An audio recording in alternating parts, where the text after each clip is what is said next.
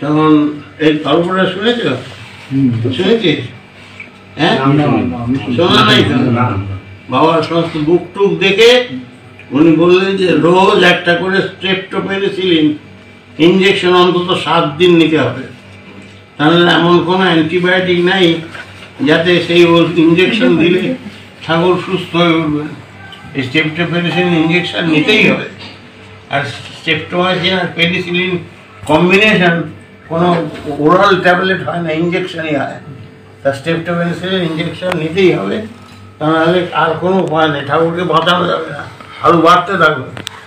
তখন সাংঘাতিক অবস্থা পড়ে গেল। আর অমিয় রায় চৌধুরীকে অনেক করে বলা হলো যে অন্য অ্যান্টিবায়োটিক দেন, ওরাল যেগুলো দেয় না হলে এইটাই দিতে হবে, দিয়ে তো চলে গেলে না। এখন আর কী করা যাবে? এখন বাবা চুপ করে বসে, তামাক খাওয়া বন্ধ, তামাক খাওয়া বন্ধ, তামাক দুধ দিচ্ছে না। আর তামাক কিরম খেতে না, তুই বাবাকে দেখিস নি? না,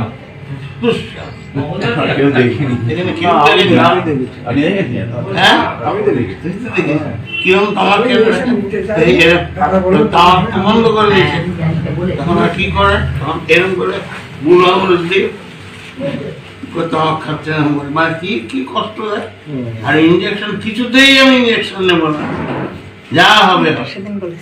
বড়দা হাত জোর করে ঠাকুরের সামনে প্রার্থনা যখন হবে বিকেলবেলায়, তখন ওই 3টে আসন বাঁধা থাকতো বাবার সামনে, 3 রকম রঙের। একটাতে বড়দা বসতেন, একটাতে ছোটদা বসতেন, একটাতে আমি বসতাম, রোজ বসতাম। তা সেই তখন ওরকম করে আসনে ওখানে বসে বড়দা বলে, বাবা ইঞ্জেকশনটা আপনাকে নিতেই হবে। অনেক অনুরোধ করা হয়েছে ডাক্তারকে, ডাক্তার বলছেন ওটাই নিতে হবে, আর কোনো হবে না। বাবা শুনে বললেন আমি ইঞ্জেকশন নেবই না, যা হবে হবে। হয়ে গেল। হওয়ার পরে আর তো বড়দা কি বলবেন, আর ছোটদা তো সাধারণত বাবা কেমন আছেন না আছেন বিশেষ করে খোঁজই রাখতেন না, তার মতন করে তিনি চলতেন। তা ছোটদার বড়দার মধ্যে ঠিক পাবনার ভাষায় কথা হতো। তা পাশেই তো ছোটদা বসে আছে, তা বড়দার পাশে ছোটদা, তারপর আমি। তা বড়দা ছোটদাকে বলছে, এই মনে, তা তখন বলছে কি কোষ, মনের ঘরটা এরকম, বড় মনে নেই, ছোটদার ঘরটা এরকম, কি কোষ। তা বলছে যে বাবাকে ডাক্তার দেখেছিল, ডাক্তার কি করলো, ডাক্তার কি করলো মানে বললো যে ইঞ্জেকশন নিতেই হবে রোজ, আর ইঞ্জেকশন যদি না নেওয়া যায় স্ট্রেপ্টোপেনিসিলিন তাকে বাঁচানো যাবে না, অন্তত 7 দিন নিতেই হবে। আমরা তো সব ফেল মেরে গেছি, তুই দেখ চেষ্টা করে। বাবা তো ওই দিকে তাকিয়ে আছে, তুই সজনে গাছ তো মানে পার্লারে বসে আছেন বাবা, পার্লারটা চিন্তা কর, পার্লারে বসে আছেন, আর ওই দিকে দূরে যেখানে নিরালা নিবেশের উপর দিয়ে তাকিয়ে আছেন, ওপর দিকে আকাশের দিকে। তারপরে বাবাকে ছোটদা, বাবাকে কিছু বলার আগে বড়দাকে নেই বলবো, এত কিন্তু বলতেই বলছি, বলবো মানে আসনটা বাবার খাটের কাছে নিয়ে, বাবা বাবা তো এরকম করে তাকে, বাবা কোথা থেকে আওয়াজ আসছে দেখে মনে বসে আছে, কি বাবা আপনি ইঞ্জেকশনটা নিয়ে নেন, নিলে আপনার মঙ্গল হবে। আর ছাড়ে কথায়, গরম তেলে 5 ফোড়ন দিলে কিরম হয় দেখি, হ্যাঁ মেয়েরা ভালো হচ্ছে, গরম ফুটন্ত তেলের মধ্যে তুই যদি 5 ফোড়ন দিস তাহলে কেমন হবে, কিরম আওয়াজ হয়, ঠিক সেরকম আওয়াজ। গলা দিয়ে প্রথমে ঠাকুরের প্রিয় বলে, আমার মঙ্গল মানে দেখছে তোর মধ্যে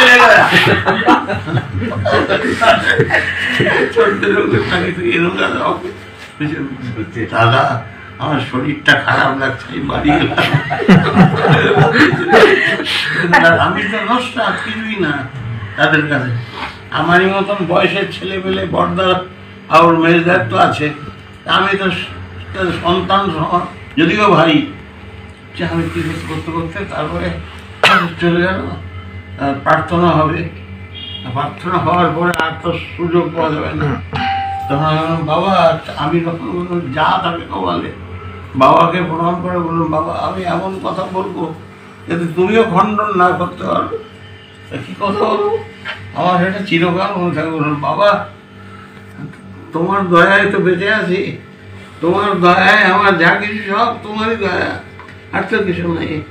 তা তুমি আমাকে দয়া করো, আমার ভেতরে যা কিছু হবে তা তোমাতে যেন আবর্তিত হয়ে তোমাতে সঞ্চারিত হয়।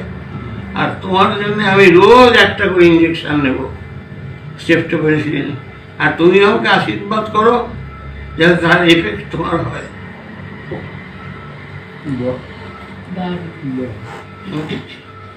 একদম এটা জলজান্ত সত্যি, এই বইতে লিখবে কিরে দেখায়। তো এই ইঞ্জেকশনটা আমি নেব, সত্যি নেব, আর এর এফেক্ট তোমার যেন হয়। কিছুক্ষণ তাকিয়ে থেকে নেই, দেখ আমাকে দেখ ইঞ্জেকশন দেখ। আর সেই ইঞ্জেকশন তো আমি দিতাম, যত অপ্রীতিকর কাজ সব আমি করতাম।